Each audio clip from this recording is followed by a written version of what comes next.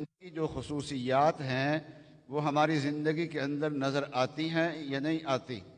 اگر وہ زندگی میں نظر آ رہی ہے تو اس امت کے ساتھ ان کا رشتہ مضبوط ہے، اور اگر وہ صفات ان کے اندر نظر نہیں آتی تو بے شک کلمہ رسول اللہ صلی اللہ علیہ وسلم کا پڑھتے ہیں، لیکن اس امت کے ساتھ رسول اللہ صلی اللہ علیہ وسلم کی امت کے ساتھ ان کا رشتے کی مضبوطی میں کمی ہے، کوتاہی ہے اس کے اندر۔ اس امت کی خصوصیات میں ایک خصوصیت یہ بیان فرمائی کہ وَكَذَلِكَ جَعَلْنَاكُمْ أُمَّةً وَسَطًا، کہ اللہ تبارک و تعالی نے اس امت کو ایک معتدل امت بنایا ہے۔ اس کے اندر اعتدال ہے۔ کسی صفت کے اندر بہت آگے نکل جانا اس کو افراط کہتے ہیں، اور کسی خوبی کے اندر کمی اور کوتاہی رہ جانا اس کو تفریط کہتے ہیں۔ نہ افراط اچھا ہوتا ہے نہ تفریط اچھی ہوتی ہے، درمیان کا جو راستہ ہوتا ہے وہ اچھا ہوتا ہے۔ خیر الامور اوسطها، کہ کسی چیز کی مختلف جو حالات ہوتے ہیں ان حالات میں سب سے بہتر حالت وہ ہوتی ہے کہ درمیان کی حالت ہو۔ تو اللہ تبارک و تعالی نے اس امت کو امت وسط بنایا ہے، امت اعتدال بنایا ہے۔ یہ اعتدال والی امت ہے، وسط والی امت ہے، یہ افراط اور تفریط دونوں انتہاؤں سے پاک ہے اور درمیان میں چلنے والی امت ہے۔ تو اس امت کے اندر اعتدال کیا ہے؟ اگر واقعات کی نظر میں دیکھا جائے تو عقائد دیکھے جائیں تو ایک طرف تو وہ لوگ ہیں جنہوں نے اپنے زمانے کے پیغمبر کو اللہ کے ساتھ ملا دی اور فرمایا کہ ان اللہ هو المسیح ابن مریم، اللہ اور مسیح ابن مریم ایک ہی ہیں۔ یہ کہہ دیا کہ مسیح ابن مریم اللہ کے بیٹے ہیں، اور قالوا ان اللہ ثالث ثلاثہ، خدا تین ہیں، مریم ہے، مسیح ہیں اور اللہ تبارک و تعالی ہیں۔ تو ان کے شان میں اتنا غلو کیا کہ ان کو اللہ کے ساتھ ملا دیا۔ یہ بے اعتدالی، یہ حد سے آگے بڑھنے والی بات ہوئی ہے کہ اللہ کے مقرب بندوں کو اللہ کے ساتھ ملا دیا، جو ان کا مقام تھا اس مقام سے آگے لے گئے ان کو۔ اور ایک طبقہ وہ ہے جنہوں نے ایک پیغمبر کا کلمہ پڑھا، اس پیغمبر کے معجزات دیکھے، ان کے کمالات کو دیکھا، ان کی شان کو دیکھا، سب کچھ دیکھا، لیکن جب جہاد کا موقع آیا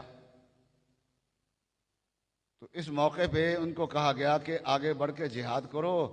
اور اپنا وطن حاصل کرو، تو کہنے لگے کہ فَاذْهَبْ أَنْتَ وَرَبُّكَ فَقَاتِلَا إِنَّا هَاهُنَا قَاعِدُونَ۔ تو عمل کے اندر وہ آگے اس طرف کو آگے بڑھ گئے، اور یہ کوتاہی کے اندر نیچے اتنا آ گئے کہ پیغمبر کی بات، پیغمبر موجود ہے، اس پیغمبر کے معجزات دیکھے، اس پیغمبر پہ نازل ہونے والی کتاب دیکھی، اس پیغمبر پہ نازل ہونے والی کتاب پڑھی، اس پیغمبر کی محبوبیت کو اپنی آنکھوں سے دیکھا، ان کی شانوں کو اپنی آنکھوں سے دیکھا، لیکن ان کے حکم کی تعمیل کے لیے تیار نہیں تھے۔ یہ بھی مسئلہ ہوتا ہے نا۔ رسول اللہ صلی اللہ علیہ وسلم کے زمانے میں اہل مکہ سے جنگ رہی، یہود سے جنگ رہی، لیکن ایک موقع ایسا آیا کہ جنگ جو ہے وہ شام والوں سے ہو گئی۔ رسول اللہ صلی اللہ علیہ وسلم نے سن 7 ہجری میں یا سن 6 ہجری میں خطوط بھیجے تھے بادشاہوں کے نام۔ تو ملک شام کے بادشاہ کے نام جو خط بھیجا تھا، غسانی بادشاہ تھا، اس کے نام جو رسول اللہ صلی اللہ علیہ وسلم نے خط بھیجا تھا، تو اس نے رسول اللہ صلی اللہ علیہ وسلم کے قاصد کو قتل کرا دیا۔ حالانکہ سفیر کو اور قاصد کو کوئی بھی قتل نہیں کرتا، چاہے وہ کتنا بڑا دشمن بھی ہو ہمارا، لیکن اس کا کوئی آدمی سفیر بن کے جب آتا ہے تو اس کے سفیر ہونے کا ایک احترام ہوتا ہے اور اس کی جان اور مال کو محفوظ رکھا جاتا ہے۔ تو رسول اللہ صلی اللہ علیہ وسلم نے اس کا اثر لیا اور 3000 کی فوج تیار کر کے ملک شام میں بدلہ لینے کے لیے بھیجی۔ اور حضرت صلی اللہ علیہ وسلم نے اس کا امیر بنایا حضرت زید بن حارثہ کو، اور حضرت زید بن حارثہ کے بارے میں فرمایا کہ اگر زید بن حارثہ قتل ہو جائیں تو پھر جعفر امیر ہوں گے، اور اگر جعفر بھی قتل ہو جائیں تو عبداللہ ابن رواحہ امیر ہوں گے، اور اگر یہ بھی قتل ہو جائیں تو پھر مسلمان جس کو چاہیں اپنا امیر بنا لیں۔ تو ایک ہی جنگ میں بہت سارے امیر رسول اللہ صلی اللہ علیہ وسلم نے بنا کے بھیجے تھے، اس لیے اس کو سریۃ الامراء کہا جاتا ہے، غزوۃ الامراء کہا جاتا ہے، کہ جنگ ایک ہے لیکن امیر اس میں حضرت صلی اللہ علیہ وسلم نے بالترتیب جو ہے وہ کئی امیر بنا کے بھیجے تھے۔ اور اس میں کسی یہودی نے سنا تھا یہ بات، تو کہنے لگا کہ یہ تو تینوں کام آ گئے، یہ تو اللہ کے راستے میں اب شہید ہو جائیں گے۔ نبی نے جب یہ کہہ دیا تو جب یہ یہاں سے روانہ ہوئے اور ارض شام کے قریب پہنچے، یہ ارض شام وہی ہے جو فلسطین کا علاقہ ہے، تو یہ غسانی بادشاہ تھا عامر بن شرحبیل غسانی، تو یہ اس وقت کی سپر پاور تھی روم کے زیر اثر تھا، تو اس نے روم کو بھی اطلاع کی دی اور خود بھی تیاری کی۔ 1,00,000 فوج اس نے خود تیار کی، اور 1,00,000 فوج جو ہے وہ رومی بادشاہ لے کے آ گیا۔ یہ حضرات جب جا رہے تھے تو راستے میں ان کو اطلاع مل گئی کہ ہمارے مقابلے کے لیے 2,00,000 فوج تیار ہے۔ ظاہر بات ہے کہ ایک طرف 3,000 آدمی ہوں اور ایک طرف 2,00,000 ہوں، تو 3,000 جو ہیں ان کے تو قیمے کا ٹکڑا بھی نہیں ملے گا کہیں، ایسی صورتحال ہے۔ بظاہر اسباب کے درجے میں تو جنگ کرنا جو ہے وہ ناممکن سی بات معلوم ہوتی ہے، تو آپس میں مشورہ کیا کہ کیا کرنا چاہیے۔ بعضوں نے کہا کہ صورتحال نہیں پیش آ گئی ہے، ہمیں یہیں رک جانا چاہیے اور یہاں سے ہمیں تیز رفتار قاصد رسول اللہ صلی اللہ علیہ وسلم کے پاس بھیجنا چاہیے، اور جو وہاں سے ہدایات آئیں اس ہدایت پہ ہمیں عمل کرنا چاہیے۔ لیکن حضرت عبداللہ ابن رواحہ نے کہا کہ اے لوگو، جب رسول اللہ صلی اللہ علیہ وسلم نے ہمیں جنگ کے لیے بھیجا ہے تو جہاں آپ نے بھیجا ہے ہمیں وہ کام کرنا چاہیے۔ اگر ہم سارے بھی شہید ہو گئے تو اسلام کے نام لیوا پیچھے موجود ہیں، اسلام باقی رہے گا، مسلمان پھر بھی باقی رہیں گے، اس لیے ہمارے شہید ہونے سے اسلام کا اور مسلمانوں کا کوئی نقصان نہیں ہوگا، اور ہم لوگ سب شہید ہو جائیں گے تو یہ بھی ہمارے لیے سعادت کی بات ہے، اگر ہم کامیاب ہو گئے تو کامیابی بھی ہمارے لیے سعادت کی بات ہے۔ قُلْ هَلْ تَرَبَّصُونَ بِنَا إِلَّا إِحْدَى الْحُسْنَيَيْنِ، کہ دو چیزیں ہیں اور دونوں ہی مسلمانوں کے فائدے میں ہیں، ایک شہید ہو جانا اور ایک فتح مند ہو جانا۔ فتح مل جائے تو بھی کامیابی ہے، شہید ہو جائے تو بھی کامیابی ہے۔ حضرت عبداللہ ابن رواحہ کا یہ خطبہ دینا تھا کہ سارے مسلمان جو ہے وہ تیار ہو گئے اور کہنے لگے ٹھیک ہے آگے بڑھتے ہیں۔ چنانچہ آگے بڑھے، اور دشمن جو ہے وہ باقاعدہ، یہ عرب کا جو علاقہ ہوتا تھا، عرب کے علاقے میں باقاعدہ فوج نہیں ہوتی تھی، اور فوج کی جیسے ٹریننگ ہوتی ہے ویسے ٹریننگ اور جیسے وردیاں ہوتی ہیں، تنخواہیں ہوتی ہیں، یہ چیزیں یہاں عرب کے علاقے میں نہیں ہوتی تھی، اور جن لوگوں سے لڑنے کے لیے گئے تھے وہ باقاعدہ فوج تھی، اور تنخواہ دار فوج تھی، وردی والی فوج تھی، اور تربیت یافتہ فوج تھی، پھر تعداد بھی ان کی زیادہ تھی، لیکن اور انہوں نے زنجیروں کے ساتھ ایک دوسرے کے ساتھ اپنے آپ کو باندھ لیا تھا کہ تاکہ میدان سے کوئی آدمی بھاگے نہ، ڈٹ کے ہم یہاں پر لڑے۔ مسلمان آگے بڑھے، سب سے پہلے زید بن حارثہ، تو عجیب بات ہے کہ یہ اس میں جو امراء تھے، زید بن حارثہ تھے، حضرت جعفر تھے، عبداللہ ابن رواحہ تھے، یہ تین کو حضرت صلی اللہ علیہ وسلم نے نامزد کیا تھا۔ اس کے بعد فرمایا تھا کہ ان کے بعد اگر یہ تینوں شہید ہو جائیں تو ان کے بعد جس کو چاہے مسلمان امیر بنا دیں۔ ان تین میں سے دو حضرت صلی اللہ علیہ وسلم کے گھر کے فرد تھے۔ زید بن حارثہ وہ تھے جن کو رسول اللہ صلی اللہ علیہ وسلم نے اپنا بیٹا بنایا تھا،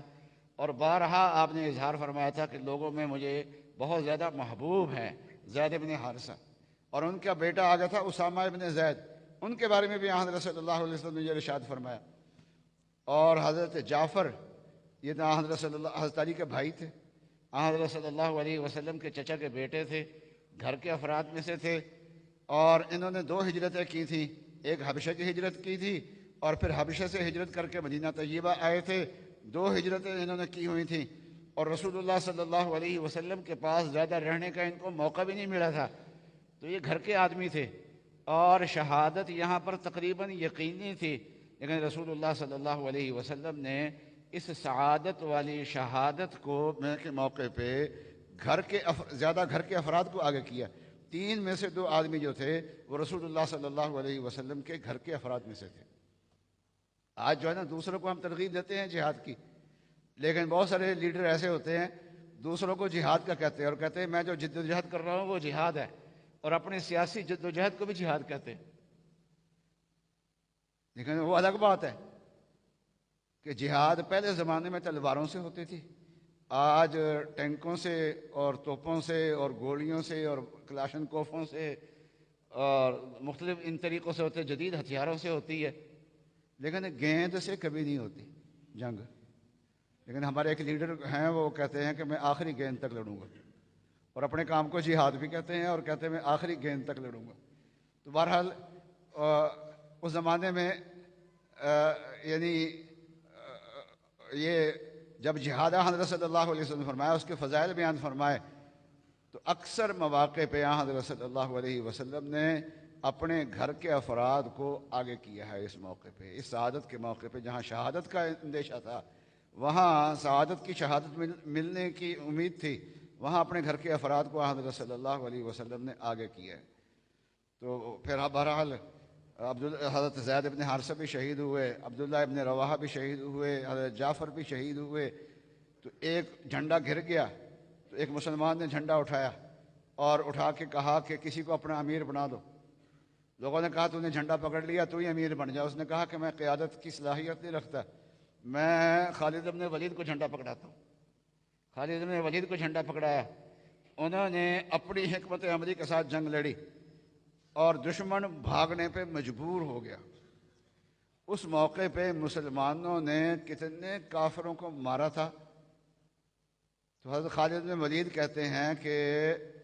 9 تلواریں میرے ہاتھ سے ٹوٹی ہیں. 9ویں تلوار بچ گئی تھی، باقی تلواریں ٹوٹ گئی میرے ہاتھ سے. اب ظاہر بات ہے کہ ایک تلوار جو ٹوٹتی ہے پتہ نہیں کتنے آدمیوں کو مار کے ٹوٹتی ہے. تو صرف حضرت خالد بن ولید کے ہاتھ سے جو لوگ مارے گئے کافر دشمن کے آدمی، ان کی گنتی بھی نہیں ہو سکی وہ کتنی بڑی تعداد میں ہیں.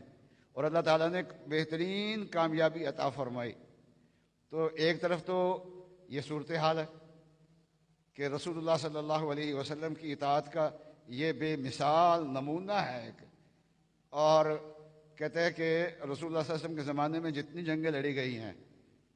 بعض جنگیں ایسی ہیں جو حالات کا رخ موڑنے والی تھی، گیم چینجر تھی، حالات کا رخ موڑنے والی تھی. ان میں سے یہ جنگ بھی حالات کا رخ موڑنے والی تھی، اس لیے کہ حضرت صلی اللہ علیہ وسلم کے زمانے کے اندر بھی دھاک بیٹھ گئی تھی مسلمانوں کی کہ مسلمان جو ہیں یہ ناقابل شکست ہیں، کوئی سپر طاقت بھی ان کو شکست نہیں دے سکتی. سپر طاقت ہونا اپنی بات ہے، لیکن اللہ تبارک و تعالیٰ کی مدد ہونا اپنی بات ہے. کوئی طاقت ہوگی، سپر طاقت ہوگی، لیکن اللہ کی طاقت سپریم طاقت ہوتی ہے. تو بہرحال تو ادھر کیا حال ہے کہ وعدہ کیا جا رہا ہے کہ تمہیں اللہ کی مدد ہوگی، فتح ہوگی، نصرت ہوگی. لیکن وہ کہہ رہے ہیں فَاذْهَبْ أَنْتَ وَرَبُّكَ فَقَاتِلَا إِنَّا هَاهُنَا قَاعِدُونَ، ہم یہاں پر بیٹھے ہوئے ہیں، تم جاؤ یہاں سے. اور ادھر صورتحال یہ ہے کہ 3000 کی تعداد میں ہیں، اور رسول اللہ صلی اللہ علیہ وسلم نے واضح طور پہ یہ نہیں بتایا تھا کہ ان کی تعداد بہت زیادہ ہو تو تم پھر بھی لڑنے کے لیے آگے بڑھنا ہے. لیکن آپ کا حکم تھا کہ لڑنے کے لیے جانا ہے. اس لیے رسول اللہ صلی اللہ علیہ وسلم کے حکم کو ان حالات کے اندر بھی اپنے سامنے رکھا جن حالات میں حکم ماننا بظاہر مشکل نظر آتا ہے. ایسا لگتا ہے کہ ان میں سے کوئی بھی بچ کے واپس نہیں جائے گا. تو صحابہ اکرام نے ایک طرف ایسا کیا. تو اس امت کے اندر اعتدال کی شان یہ ہے کہ ادھر تو پیغمبر کا ادب اتنا ہے کہ ذرا سی پیغمبر کی بے ادبی برداشت نہیں کر سکتے، اور ادھر ساتھ جب ایمان کا اظہار کرتے ہیں تو کہتے ہیں اشہد ان لا الہ الا اللہ وحدہ لا شریک لہ وَأَشْهَدُ أَنَّ مُحَمَّدًا عَبْدُهُ وَرَسُولُهُ۔ تو میں عرض کر رہا تھا کہ اس امت کے اندر اعتدال کی شان پائی جاتی ہے عبادات میں۔ پچھلی امتوں میں کچھ لوگ تو ایسے ہوئے کہ جو عبادتیں ان پہ فرض کی گئی تھیں ان عبادتوں سے بھی انہوں نے منہ موڑا، اور کچھ لوگ ایسے تھے جنہوں نے دنیا کو چھوڑ دیا، کاروبار کو چھوڑ دیا اور رہبانیت کو اختیار کر لیا اور اپنے آپ کو خام خواہ عذاب کے اندر ڈالا۔ لیکن رسول اللہ صلی اللہ علیہ وسلم کے صحابہ نے عبادتیں بھی کی ہیں، اور جہاد کر کے قیصر اور کسریٰ کی حکومتوں کو اپنے ہاتھوں میں بھی لیا ہے، اور بتا دیا کہ دنیا کی 2 سپر طاقتیں ہمارے ہاتھ میں آ جائیں، دنیا کا بڑا خطہ ہمارے ہاتھ میں آ جائیں، ہم پوری دنیا کے اندر وہاں انصاف قائم کر سکتے ہیں۔ ایک طرف اللہ کی عبادت کر رہے ہیں اور ایک طرف سیاست اور اقتدار کے اندر آ کے انصاف قائم کر رہے ہیں، اور جہاں جہاں پہنچ رہے ہیں وہاں وہاں اللہ کا بھیجا ہوا جو انصاف ہے وہ پہنچ رہا ہے۔ تو اس امت کے اندر اللہ تبارک و تعالی نے اعتدال کی شان رکھی ہے، اور فرمایا کنتم خیر امت اخرجت للناس، فرمایا کہ تم بہترین امت ہو، یہ امت ساری امتوں سے افضل ہے، اس کو وجود میں لایا گیا ہے، سارے انسانوں کے فائدے کے لیے لایا گیا ہے،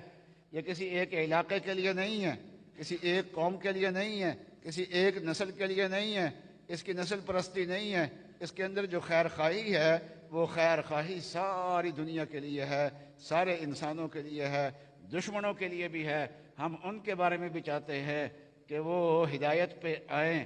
اور جنت میں ہمارے ساتھ جائیں۔ اور اس امت کی خصوصیات میں فرمایا کہ تأمرون بالمعروف وتنہون عن المنکر، تم نیکی کا حکم دیتے ہو اور برائی سے منع کرتے ہو۔ یہ امر بالمعروف اور نہی عن المنکر پچھلی امتوں میں بھی رہا ہے، اس امت میں بھی ہے، لیکن اس امت کی میں جس اہتمام کے ساتھ یہ چیز پائی جاتی ہے، رسول اللہ صلی اللہ علیہ وسلم کے زمانے سے امر بالمعروف اور نہی عن المنکر کا سلسلہ شروع ہوا، دین کی طرف دعوت کا سلسلہ شروع ہوا، آج تک دنیا کے اندر یہ سلسلہ چلتا ہوا آ رہا ہے، اور اس کے اثرات یہ ہیں کہ ایک زمانہ تھا کہ برطانیہ کی حکومت ہندوستان سے اسلام مٹانے کے لیے آئی تھی، اور یہاں پر آ کے انہوں نے سازشیں بھی کی، علماء کرام کو پھانسیاں بھی دیں، تاکہ یہاں کے لوگ جو ہیں وہ علم سے اور دین سے اور قرآن سے اور سنت سے اپنے رشتے کو کاٹ لیں، الگ ہو جائیں، اور آہستہ آہستہ اس امت سے اور یہاں کے لوگوں سے دین اسلام ختم ہو جائے۔ لیکن انہوں نے دین کو آگے پہنچانے کی جو ذمہ داری تھی، دین منتقل کرنے کی جو ذمہ داری تھی، وہ ہر حالت کے اندر اس کو برقرار رکھا۔ یہاں پہلے تعلیمی ادارے تھے ہندوستان میں، اور ان اداروں میں تعلیم کا سلسلہ بھی تھا، بہت شاندار ادارے تھے، اور 100% کے قریب یہاں پر شرع خواندگی ہوتی تھی۔ یہاں پر ہندوستان کے اندر جب انگریز آیا ہے تو شرع خواندگی 100% کے قریب تھی، جب گیا ہے تو 40% سے بھی نیچے تھی۔ یعنی انگریز کے آنے سے علم زیادہ پھیلا نہیں، لوگ سمجھتے ہیں انگریزوں نے علم پھیلایا، انگریزوں کے آنے سے پہلے علم زیادہ تھا، اور ان کے جانے کے بعد علم میں کمی آئی ہے۔ لیکن یہاں کے علماء کرام نے، اور یہاں کے علماء کرام کے جو علم تھا اس علم کو جہالت قرار دے دیا گیا، اور کہا گیا علم وہی ہے جو انگریزی تعلیم میں آئے گا، اور ملازمتیں وہ انہی کو ملیں گی جو انگریزی تعلیم حاصل کریں گے۔ اب ملازمت کے دروازے، روزگار کے دروازے ان کے لیے بند ہو گئے علماء کرام کے لیے، اور لیکن اگر دین کے پڑھنے اور پڑھانے میں لگتے ہیں تو یہ کام ایسا ہے جو تقاضا کرتا ہے ہمہ وقتی جد و جہد کا، ہمہ وقتی 24 گھنٹے جو ہے وہ زندگی اس کو دی جائے، وہ زندگی مانگتا ہے۔ لیکن اگر زندگی اس کو دیتے ہیں تو کھائیں کمائیں گے کہاں سے؟ تو ہمارے علماء کرام نے کہا کہ ہم بھیک مانگ لیں گے، قوم کے سامنے ہاتھ پھیلا دیں گے، لیکن ہم تک جو علم پہنچا ہے اس علم کو اگلی نسل کی طرف منتقل کریں گے۔ اور پھر کیسے منتقل کیا؟ ایسا منتقل کیا کہ یہاں کے پڑھے ہوئے علماء کرام جو انگریز کے دور میں پڑھے تھے، وہ پڑھے ہوئے علماء کرام برطانیہ میں گئے، برطانیہ میں جا کے مساجد آباد کی، یہاں کی جماعتیں گئیں، یہاں کے مشائخ گئے اور انہوں نے اللہ کے ذکر کے حلقوں کو آباد کیا، تزکیہ کے حلقوں کو آباد کیا، دینی حلقے آباد ہوئے، تزکیہ کے حلقے آباد ہوئے، تبلیغ کے حلقے آباد ہوئے، تعلیم کے شعبے آباد ہوئے، مسجدیں آباد کی، اور آج کثیر تعداد میں علماء کرام جو ہیں وہ آپ کو برطانیہ کے اندر مل جائیں گے، یورپ کے باقی ممالک کے اندر مل جائیں گے، کینیڈا کے اندر مل جائیں گے، امریکہ کے اندر مل جائیں گے۔ تو رہبانیت اختیار نہیں کی، اور لیکن یہ ہے کہ دین آگے منتقل کرنا، امر بالمعروف اور نہی عن المنکر، یہ اس امت کی خصوصیت ہے۔ آپ دیکھیے کہ کن حالات میں، جن حالات میں بظاہر کلمہ پڑھنے والے بھی موجود نہیں رہ سکتے، جو حالات انگریز نے پیدا کیے تھے وہ حالات ایسے تھے کہ اسباب کے درجے میں یہاں کلمہ پڑھنے والے بھی موجود نہ رہتے، یہ صورتحال تھی۔ لیکن ہمارے علماء کرام نے قربانیاں دے کے دین کو پچھلی امتوں سے لیا، آگے منتقل کیا، اور اس انداز سے منتقل کیا کہ دین پہلے سے زیادہ مضبوط ہوا۔ اور صرف یہاں مضبوط نہیں ہوا، بلکہ جو دشمن یہاں دین مٹانے آیا تھا ان کے علاقے کے اندر جا کے بھی یہ دین مضبوط ہوا،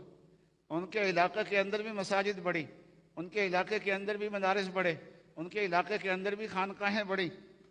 تو بہرحال یہ اس امت کی کچھ خصوصیات ہیں، ہمیں ان خصوصیات پہ نظر رکھنی چاہیے۔ یہ رہیں گی خصوصیات، اس امت کے اندر رہیں گی، لیکن ایک فرد کو اپنے طور پہ سوچنے کی ضرورت ہے کہ میں بھی ان خصوصیات کا حامل ہوں یا نہیں، میرے تلامذہ بھی ان خصوصیات کے حامل ہیں یا نہیں ہیں، ان کے اندر یہ جذبات جو اس امت کی خصوصیت میں ہیں وہ جذبات ان کے اندر پائے جاتے ہیں یا نہیں پائے جاتے۔ تو اس چیز پہ ہمیں اپنی نظر رکھنی چاہیے، اپنے اداروں میں یہ نظر رکھنی چاہیے۔ اللہ تبارک و تعالی ہمیں ہدایت عطا فرمائے۔ وآخر دعوانا ان الحمد للہ رب العالمین۔